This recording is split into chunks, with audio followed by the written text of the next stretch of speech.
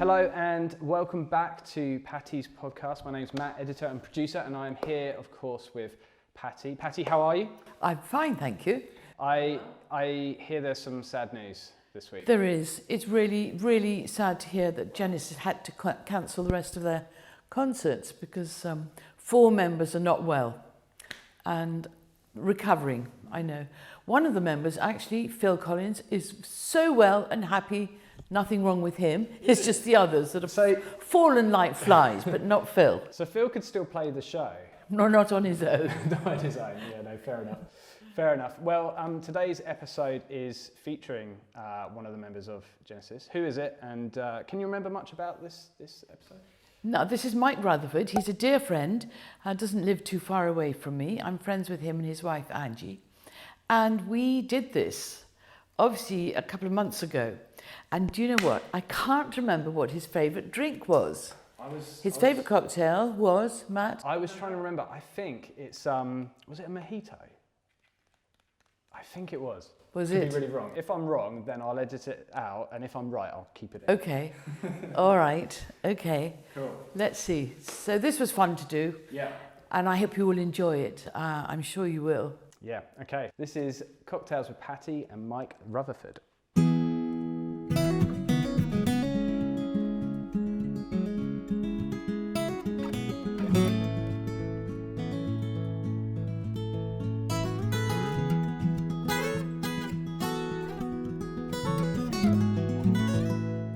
Now, Mike, I know that your favourite cocktail is a Margarita.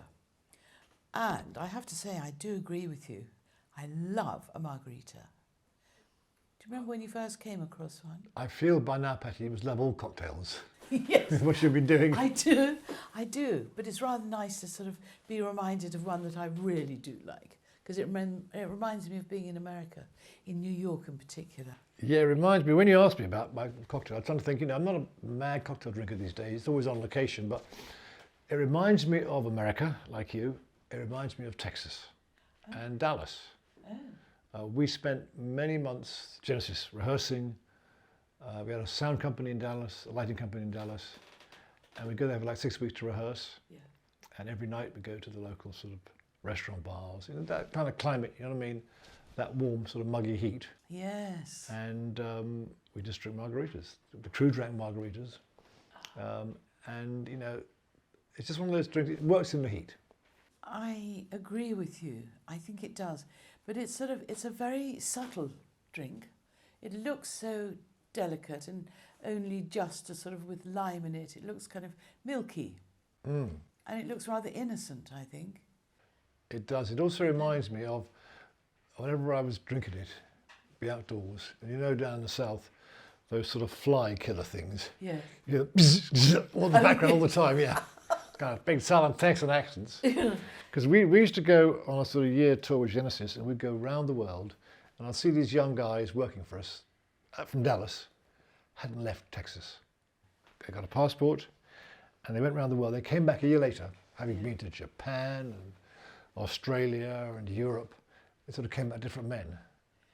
You always after have a sort of big party after rehearsal, and kind of I see these young kids, and I always thought to myself, they're going to come back in a year's time, different people. Eyes wide opened. How interesting. I mean, Texas is a very large state anyway, and I suppose that's why they never think that they should leave. But then to go on tour, what an eye-opener for them. Well, think about America. I mean, you have friends, I do too, say that don't like America. There's somewhere in America they're going to like. It's not the same country. And, I think I felt probably more at home in Texas and Dallas than Los Angeles. Oh, do you? Well, because we spent a lot of time there. You sort of make friends, Yes, that's true. It was mainly work, it was all kind of work, but it was still, and of course the Texans of my generation were kind of younger, more open people. The old kind of, their parents were like, looked at us with long hair and jeans, a bit like we were rubbish, Yes, yeah. Yes, I like Texas. I like the food in Texas. I love the barbecue ribs that they do and all of those sort of sticky, meaty things. Well, it ties into, Mexican food too. Yes. Which I like, but from day one, I always thought, is this all there is? You know what I mean? There's not a lot. There's not a lot of choices. You know what I mean? There's not a lot of choice. No. Which I love it, but you thought, there's not a lot of range. No. Yeah, I know. I love it. I love what's that bread? Cornbread they have there. It's delicious.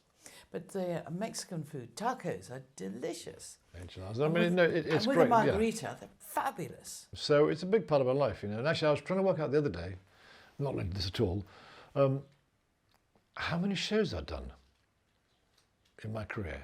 And I've got a book, I can work it out. I think it's about 2,000. Really? Well, the Mechanics did 300. And that's my sort of part-time sort of second band, So I think Genesis has done 1,500. And if you think that's like sort of... 2,000? Yeah. My God. That's sort of 6 years of my life I've been on stage. It's a statistic which I'm not sure if it's good or bad. It's just a figure. You kind of go... That's it. That's a thought. It's rather not. I mean, it's not so much good or bad. It's just like... That's it, yeah. How many years, yeah. Wow. Well, I didn't drink margaritas every night. I used to know. Unfortunately, I always go on stage not drunk. I can't... Our kind of music that we play, it's hard to play if you're not straight. So you It's hard to play straight. It's complicated, yeah, but let alone... I've had a few moments I've gone on stage, one too many, and it's been 2.5 hours of hell. Oh, really? Yeah, you think, oh Christ, I pulled off okay, you know what I mean? I'm in a band and no one really noticed, but you just think it's hard work. It's hard work. We were talking to somebody the other day and they had drunk far too much. I mean, beyond too much. Went on stage, played something and thought, oh, that was rather good. Played it again, thinking, oh, I like that. And then he thought it was going down terribly well. He played it a third time and he was banned for 15 years. Do I know him? Do I know him?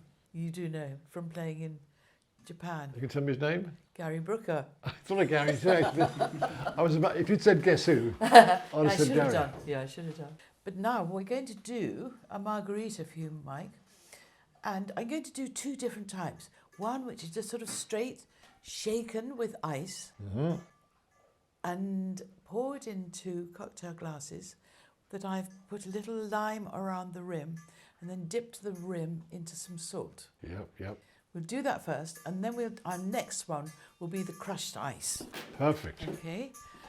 And I think I've got it right. It's 1 part tequila. Actually, I don't know how you make it, actually. I don't know how you make do? it. I've never done it. So, 1 part tequila. once again, I'm sous chef, aren't I? Yeah. 1 part tequila. And 1 part of Grand Marnier. Now, if you don't have Grand Marnier, you can use triple sec. Oh, yeah. And if you could get the cork off the Grand Marnier, I'll give you, do you want to give me a hand? really helpful. No, it's down to youth and strength. My wrists are rubbish. Yeah, Matt, well done. And 1 part Grand Marnier. Is this a new shaker? I like this. Yes, look, lovely, he's a snowman. He's a 1930s snowman. And half of freshly squeezed lime juice.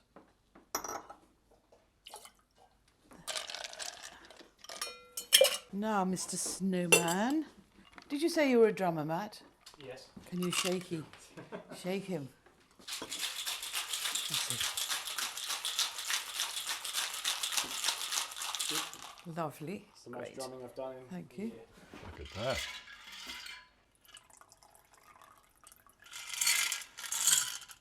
Cheers. Team, here we go. And this is the first one. That's nice. This is rather smooth, isn't it? This, I think, of the 2 would be a stronger margarita. The next one, you see, there'll be lots of crushed ice in it. So crushed that it'll go into the drink and it'll dilute it slightly. But I rather like this. This is a good stuff. I tell you what I've started drinking, only on Sundays, a chilled little sherry. Okay, It's I can, yeah. old-fashioned. Well, when in Spain, I have that little white, the pale coloured sherry, yeah. Yes, and in Spain, it's nice to have that with some tapas. We went to the Domecq sherry place one time. A friend of Edwina's was one of the Domecq family. And it was a tasting downstairs, and I signed my name on the barrel, alongside some sort of famous actors, and who was the famous cowboy? American cowboy. John Wayne? Wayne. Yeah. alongside his. Oh no. Yeah. I don't get that one at all, but just Oh wow. the one that was there. Oh wow. And of course, the other thing is that this sort of lockdown period, we all drink too much, don't we? Yeah. Very nice, yeah. But you're very good and very controlled by not having a drink before going on stage, knowing, Mike, that you can have as much as you want when you come off. Yeah, we used to, actually, when we do outdoor shows, Phil and I and Tony would have a little whiskey before we went on outdoor shows in the cold, you know. Ah, yes. We're standing backstage behind the huge sort of massive sort of stage set, you know what I mean? The three of us. And an army of fans out there. We're sort of thinking like, it's only three of us and there's, you know, 100,000 out there. Scary. Have a little whiskey and off we went. But that was outdoors, it was cold. Yeah. And that helped. It would help. It's funny how drinks remind you of, and I said about it, also of certain, it reminds me of Cape Town. There's a restaurant there called, did we go to Grand on the Beach? Yes. That's yeah. Oh, I loved it. So I walk in there, that was right? fabulous. I walk in there and suddenly I'll say, what do you want to drink? And I say, I'll have a margarita. Kind of comes out, as Angie does, you know what I mean? Like, Yes. You don't think about no, it. out of the blue, yeah. That's it. That's what you want. It's. I must say, it is my most favourite cocktail. It's now time to make another one.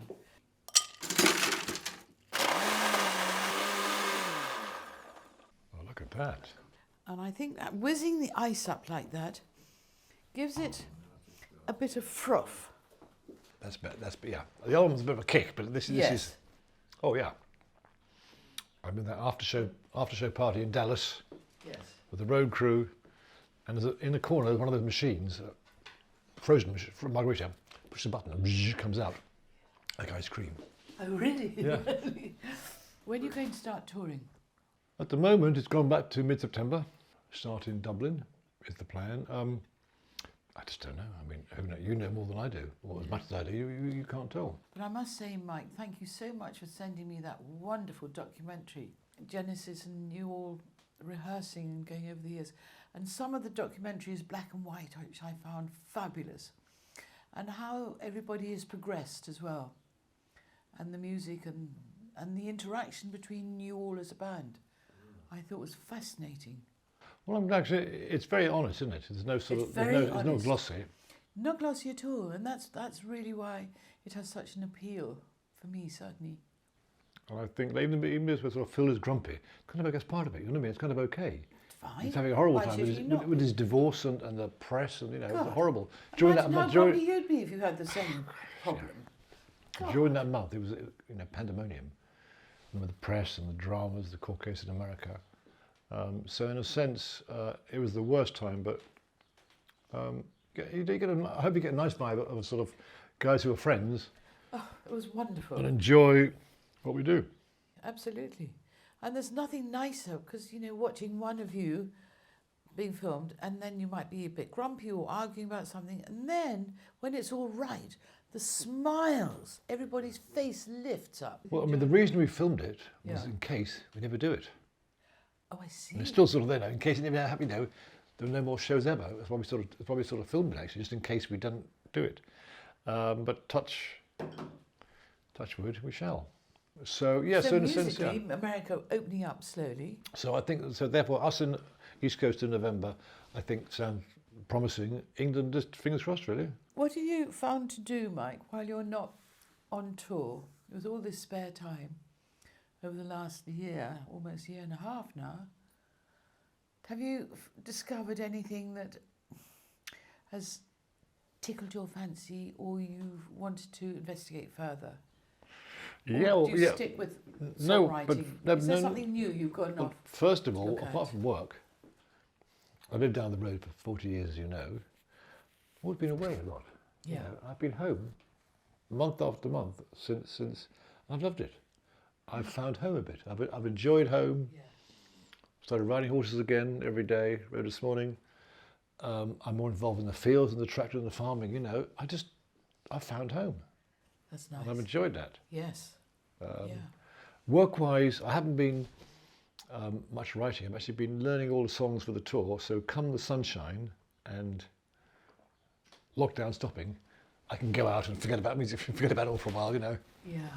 Yeah. put it away.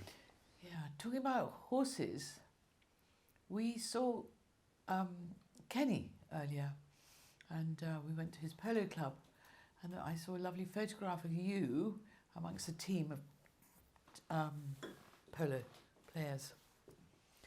And I was saying how I loved watching polo. It's such an exciting game, and it looks so beautiful, but exciting and frightening all at the same time. How did you enjoy it? I had 23 years playing it. It was so exciting. The adrenaline, you can't believe the adrenaline. Yeah. Nothing replaces that. Right. I've had, broken my leg, got false, knocked my teeth out, as you remember, my nose over there. But actually, it's such an exciting game. I played with Tom and two boys, but in a way, it's such an exciting game. Yes. And all the guys to play with, all the sort of patrons were like me. They had careers, and jobs to pay for it, but actually, they discussed the horses and the game rather than work. Yes. And so I then stopped playing polo, 15 years ago or more. Didn't ride for a while, then lockdown reappears, and I started riding every day with Angie and just sort of enjoying being on a horse. It's so nice. Country life is so real, isn't it? It's so, you can almost smell the earth. It's so... Well, for the first time, I'm now watching the spring. Every day in the woods, the leaves come out, the bluebells. I've always been rushing around the world, you know what I mean? Yeah. And I think after this, I'm not going to rush quite. I'm going to travel, but not quite as much, spend longer periods at home. I think this has been a lesson for us all. Yeah, I think I've sort of refound home, which has always been there. Yeah. But to spend normally we want to rush. Yeah. Oh, okay, have a quick walk, because I've got to do something. Or, there's something burning that I need. Something needs my attention. But no, not now. To experience that feeling of not having to rush, you can do everything at your own pace because nothing's really going to change. What makes us rush so much? Is it technology or people? Or No, it's because you think you can do it. Because we can. You get the diary out and you put this in, you put that in. Yeah. And then if you're a person outside you, you'd say, why are you doing that? Followed by that, by that. But at the time, you don't see it that way. No. And now I think, you're so used to it. I think going forward for me, I just, to rush someone for 2 days, I'm not going to do, Yeah. Well, I've really been enjoying this lockdown, and I'm very, very sorry and sad and aware of people who are having a dreadful, dreadful time. But for me, I've planted all my seeds, for my vegetable garden, and I've got a couple of black swans for the lake. And I've noticed all the birds, and I've noticed different bird song at different times of day. And these are things that, can so easily be ignored. And the idea of how lucky we are to be born as human beings, being able to function properly, I don't think we really listen to nature. And now has been this time to do so.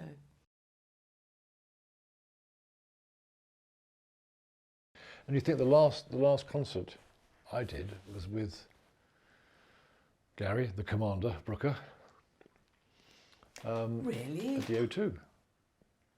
March the 3rd or 4th, 2 years ago. Remember his concert for the Marston Hospital.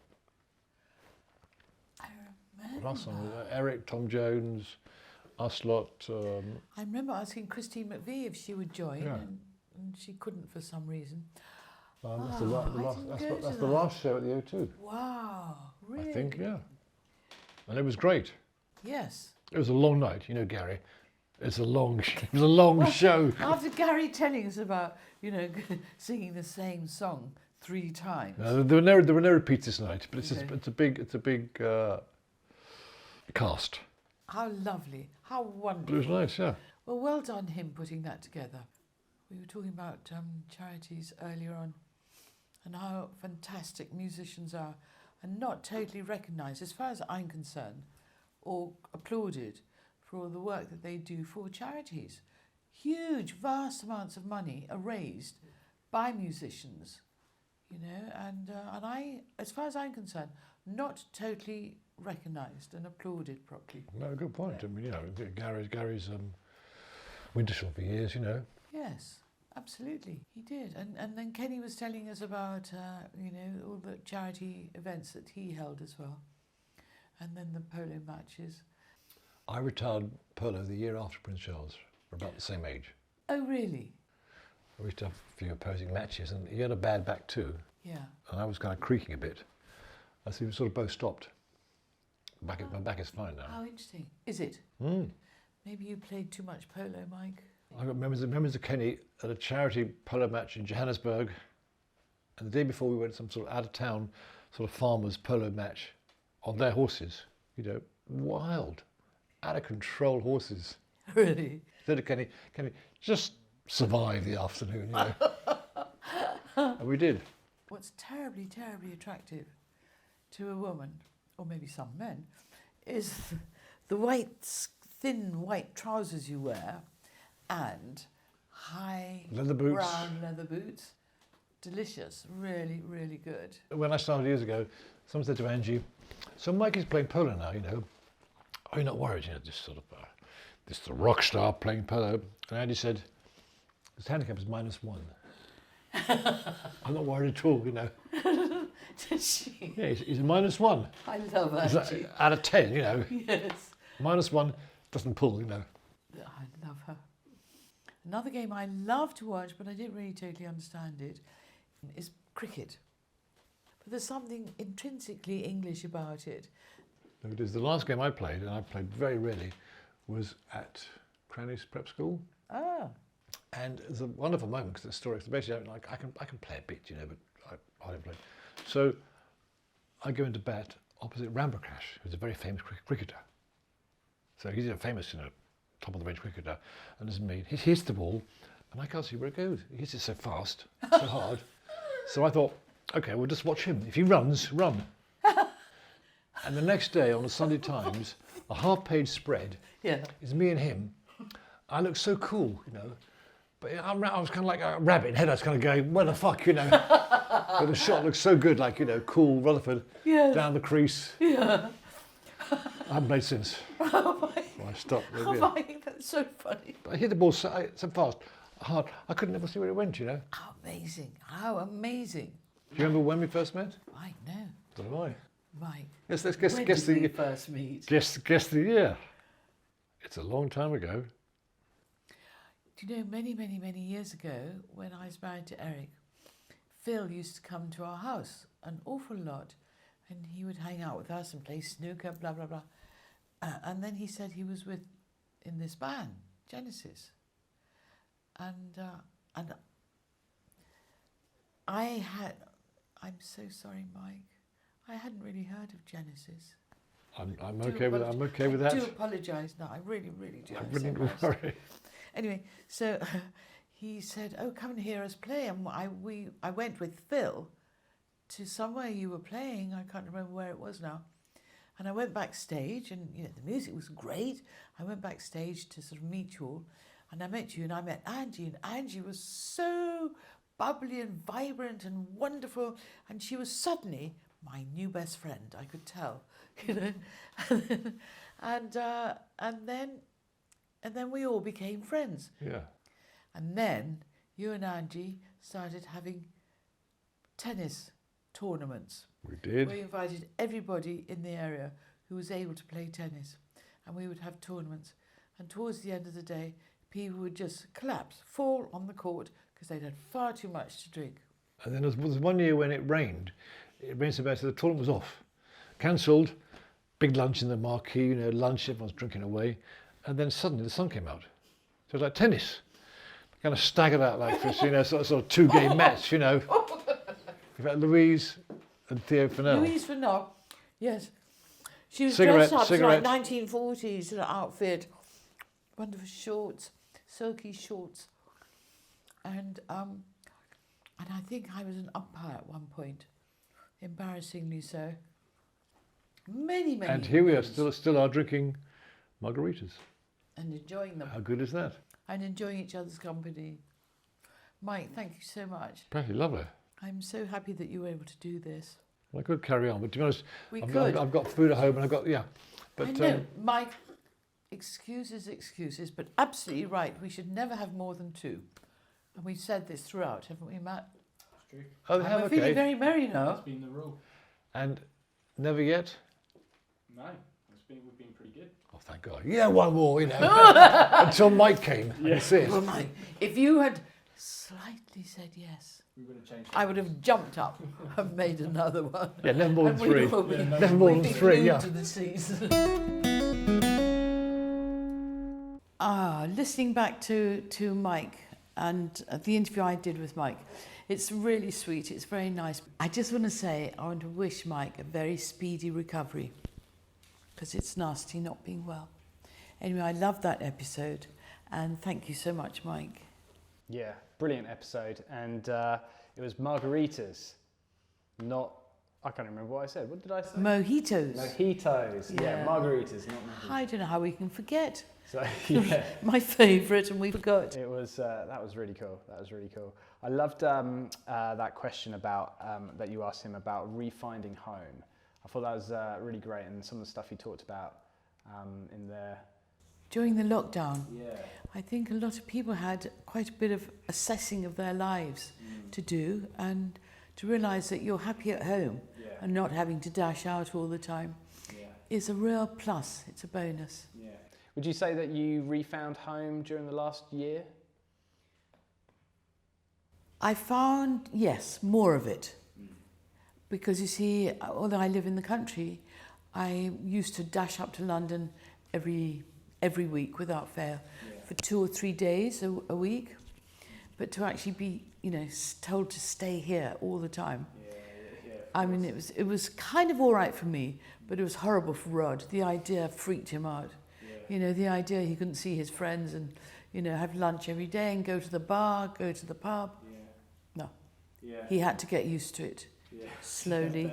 So this weekend just gone, I believe it was Mental Health Awareness Weekend.